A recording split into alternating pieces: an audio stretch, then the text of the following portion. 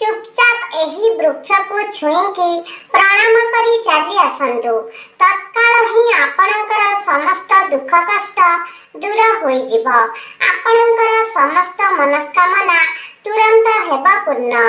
आजिर एही वीडियो रे मु वास्तुशास्त्र एवं ज्योतिष शास्त्र अनुसार तीनोटी वृक्ष विषय कहिबी, जहाकू अक्षय तृतीया दिन संध्या रे छुई देले आपणक घरु दरिद्रता दूर होई जिव। मां लक्ष्मीकर कृपा और आशीर्वाद आपण प्राप्त करिवे। एही वृक्ष गुड़िक छुई देले आपणकर जन्म जन्मांतरर गरीबता एवं दरिद्रता दूर होई जिव। सांग माने आम हिंदू धर्म रे आमे वृक्षलता गुड़िकु देवी देवता भली पूजा करिथाउ। केवल जे आध्यात्मिक दृष्टिरु वृक्षर अनेक महत्व रहिछि ताहा नुहे, वैज्ञानिक दृष्टिकोणरु मध्य एही वृक्षलता गुड़िक मनुष्यकु प्राणवायु अर्थात निश्वास नेबा पई अम्लजान जोगाई थांती एवं मनुष्यर प्रश्वासरु निर्गत हेउथिबा कार्बन डाइऑक्साइड गैस को निज भीतर को नहीं संसार को रक्षा करी थांती। अनेक वृक्ष अछि जहाँ को हिंदू धर्म रे पूजनीय माना जाए। शास्त्र रे वृक्ष को अनेक गुणकारी बोली कुहा जायछि। अनेक रोगर चिकित्सा पाई मध्य वृक्षलता को आमे औषध रूप रे व्यवहार करिथाउ। भगवान श्री कृष्ण मध्य वृक्ष को अनेक महत्व देउथिले। अस्वस्थ वृक्ष को वृक्ष मानकर राजा कुहा जाए, कारण अस्वस्थ वृक्षर आयु अन्य वृक्ष तुलना रे बहुत अधिक होइथाए। गीता रे भगवान श्री कृष्ण कहिछंती जे वृक्ष मानक मध्य रे मु अस्वस्थ वृक्ष। सांग माने किछि वृक्ष अछि जहाकु जदि आपण अक्षय तृतीया दिन छुईकी चली आसीबे तेबे आपणकर रोग शोक दुख एवं आर्थिक समस्या सब किछि दूर होई जिव। सांग माने एमिति अनेक वृक्ष अछि जहाकु शास्त्र रे कल्याणकारी एवं मंगलकारी कहा जायछि। एही वृक्ष गुड़िक मनुष्यर समस्त दुख कष्ट को दूर करिथांती। सांग माने आजिर वीडियो रे मु सही तीनोटी वृक्ष विषय रे कहिबी एवं गोटिए लवंग एवं कर्पूरर उपाय मध्य कहिबी। एहा छडा ए गछ निकट रे केउ भोग आपण चढ़ाइबे ताहा मध्य कहिबी। सब किछि जानिबा पय वीडियोटी को स्किप न करी शेष पर्यंत निहाती देखंतु एवं चैनल टी को सब्सक्राइब करी कमेंट बॉक्स रे श्रद्धा और भक्तिर सह जय मां लक्ष्मी निश्चय लिखंतु। सांग माने परिश्रम करिकि ही आपण धन रोजगार करि परिबे ताहा तो ठीक कथा, किंतु बेले बेले कोन होए ना परिश्रम कला परे मध्य आमकु तार फल मिली न थाए। आमे जीवन रे निराशार अनुभव करिथाउ। सेही परिस्थिति रे आपण परिश्रम करिवे एवं एही उपाय गुड़िक मध्य पालन करिवे, जहा द्वारा कोन हेबो कि आपनक ऊपर जदि किछि दोष किछि अभिशाप लागिथिबो ताहा दूर होई जिवो। एही उपाय गुड़िक पालन कले आपण जेउ भी कार्य आरंभ करिवे सेथिरे आपणकु सफलता मिलिबो। आपणक जीवन रे धन आगमनर मार्ग फिटी जिवो। जेउ कार्य आपणकर अधारे अटकी रहिछि ताहा सुरुखुरु रे समाप्त हेबो। आपणक कुंडली रे लागिथिबा ग्रह दोष अभिशाप को ए वृक्ष निज भीतर को नै नेबो।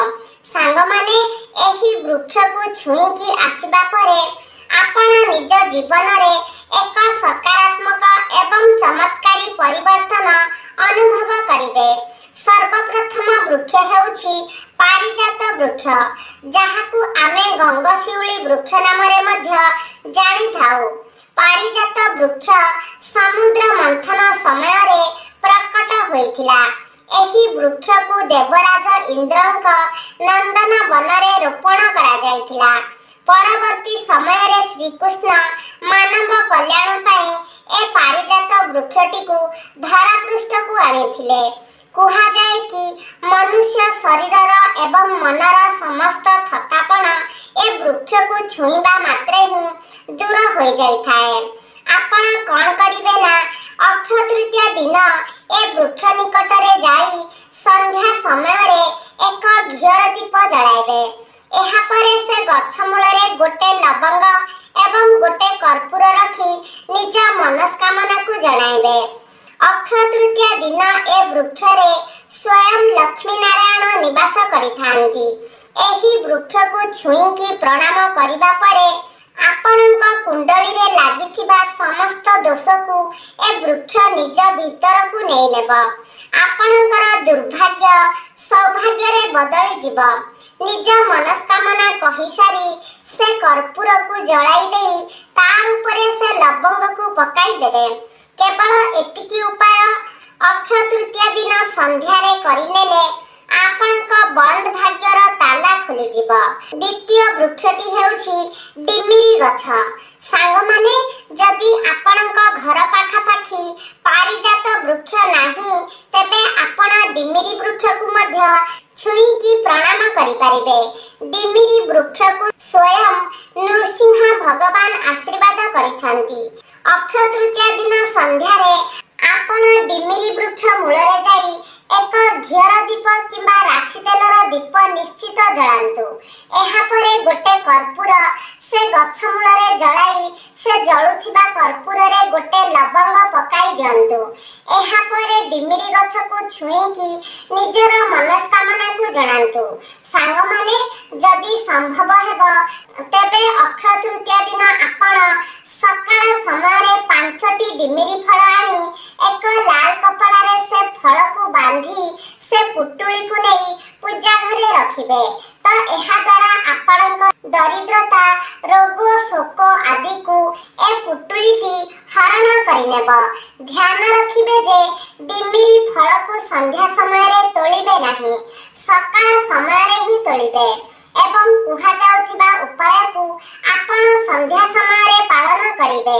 ଏ ବୃକ୍ଷ ଆପଣଙ୍କ ସମସ୍ତ ଗ୍ରହ ଦୋଷ, ଅଭିଶାପ ଏବଂ ନକାରାତ୍ମକ ଶକ୍ତିକୁ ନିଜ ଭିତରକୁ ନେଇନେବ। ଏହି ଉପାୟକୁ କଲା ପରେ ଭାଗ୍ୟ ଆପଣଙ୍କ ହିତରେ ଯିବ। ଯେଉଁ କାର୍ଯ୍ୟ ଆପଣ ଆରମ୍ଭ କରିବେ ସେଥିରେ ସଫଳ ହେବେ। ଦୁର୍ଭାଗ୍ୟ ଆପଣଙ୍କର ଦୂର ହୋଇଯିବ। ସାଙ୍ଗମାନେ, ତୃତୀୟ ବୃକ୍ଷଟି ହେଉଛି ବେଲ ବୃକ୍ଷ। ସାଙ୍ଗମାନେ, ବେଲ ବୃକ୍ଷକୁ ସାକ୍ଷାତ ମା ପାର୍ବତୀଙ୍କର ସ୍ୱରୂପ ବୋଲି କୁହାଯାଏ।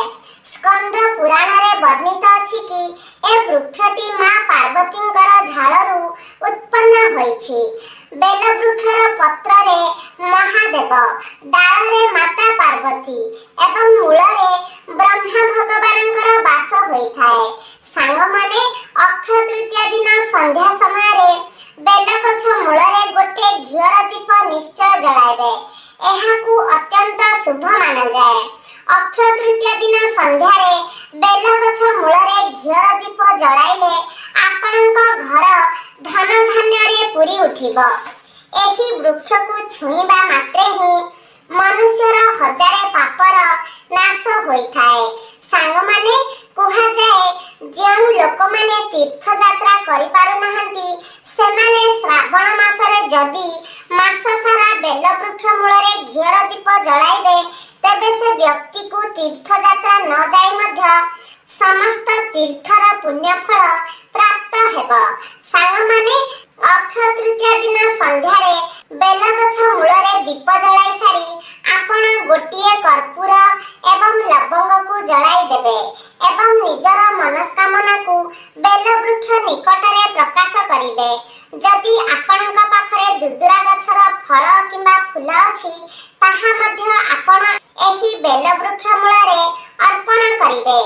ଏହି ଉପାୟକୁ କଲା ପରେ ଆପଣଙ୍କ ଜୀବନରୁ ଦରିଦ୍ରତା ଦୂରେଇ ଯିବ। ଶନି, ରାହୁ, କେତୁଙ୍କର କିଛି ଦୋଷ କିମ୍ବା ଅଭିଶାପ ଆଦି କଟିଯିବ।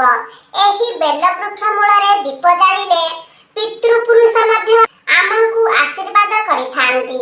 ସାଙ୍ଗମାନେ, ଅକ୍ଷୟ ତୃତୀୟା ଦିନ ସକାଳେ ଯଦି ଆପଣ ବେଲବୃକ୍ଷ ମୂଳରେ ଯଦି କ୍ଷୀର ଢାଳିବେ ତେବେ ମଧ୍ୟ ଆପଣଙ୍କର ଅନେକ ସମସ୍ୟାର ସମାଧାନ ହୋଇଯିବ। ଏହି 3ଟି ବୃକ୍ଷ ଯଦି ଆପଣଙ୍କ ଘର ପାଖରେ ନାହିଁ ତେବେ ଆପଣ ନିମ୍ବ ଗଛରେ ମଧ୍ୟ ଏ ଉପାୟ କରିପାରିବେ। ଆପଣ କଣ କରିବେ ନା କ୍ଷୀରରେ ମିଶ୍ରି ମିଶାଇ ନିମ୍ବ ଗଛ ମୂଳରେ ଅକ୍ଷୟ ତୃତୀୟା ଦିନ ସକାଳେ ଚଢ଼ାଇବେ ଏବଂ ସନ୍ଧ୍ୟା ସମୟରେ ନିମ୍ବ ଗଛ ମୂଳରେ ସୋରିଷ ତେଲର ଦୀପ ଜଳାଇବେ।